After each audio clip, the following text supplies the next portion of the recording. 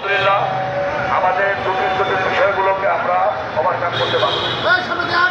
আমরা অনেক কিছুই বুঝতে পারি না, কারণ কাজের অভিজ্ঞতা তো আমাদের নাই।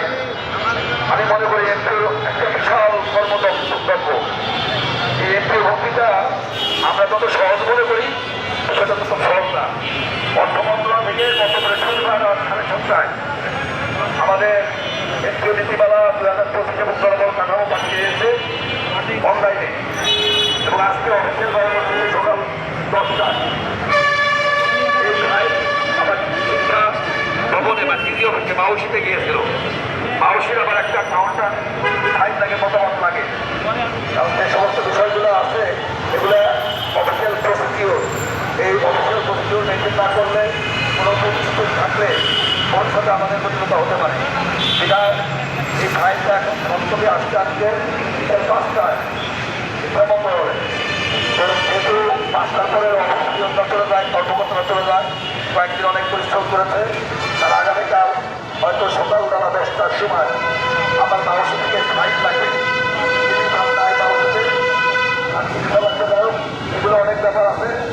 আমাদের আশা করি ইনশাল্লাহ আগামীকাল আমরা আমাদের লিখিতভাবে যথেষ্ট অর্ডারটা আমাদের কোনো বিজ্ঞপ্তি আমাদের বিজ্ঞপ্তি দিলে বলেছে, তবে যে কোনো কাজ তো একার কাজ না, এটা একেবারে শিক্ষাবদ্ধ হয়ে সকল কিন্তু সংশ্লিষ্ট যারা আছেন কমিটির লোকজন, সচিব মহোদয় এবং প্রত্যেক মহোদয় তিনটা ফাইলে সিগনেচার করতে হবে। কারণে হয়তো একটু দেরি হতে পারে, আমাদের সকাল না হোক বিকেলে হতে পারে ইনশাল্লাহ। সবাই দোয়া করবেন আমরা যেন প্রত্যেকটা অফিসারকে আগামীকাল যেন অফিসে আসতে রাখে এবং তারা যেন কারো বিলম্ব না করে আমাদের ফাইলগুলো সিগনেচার করে দিলে ইনশাল্লাহ আমরা কালকে প্রোগ্রাম যাবো।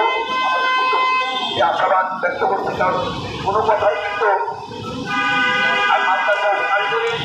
গাড়ি করে নীতিমালা আসছে, এটা আশা করি আগামীকাল পাঠাই দেবে অর্থ মন্ত্রণালয়। আর মাদ্রাসার যে নীতিমালাটা এটা আমি জানি যে 2 মাস আগে হয়ে গেছে। গত প্রচুর জানতে পারলাম যে আসলে ওখানে কিছু কমপ্লেন ছিল, এটা আবার নতুন করে মতামত চাইছে। সেই মতামতটা কিছু অফিসে আছে, কিছু অফিস থেকে আশা করি ইনশাল্লাহ। আমরা আজকে গিয়েছিলাম মাদ্রাসার যে সচিব পদে আছে, ওনাকে বলার চেষ্টা করছে, কিন্তু উনি মিটিংয়ে ব্যস্ত থাকার কারণে আমরা অনেক সময় অপেক্ষা করতেছি। উনি আবার বেরিয়ে হয়ে ইয়েতে গেছিল, রানিকে না রানিকে গেছিল।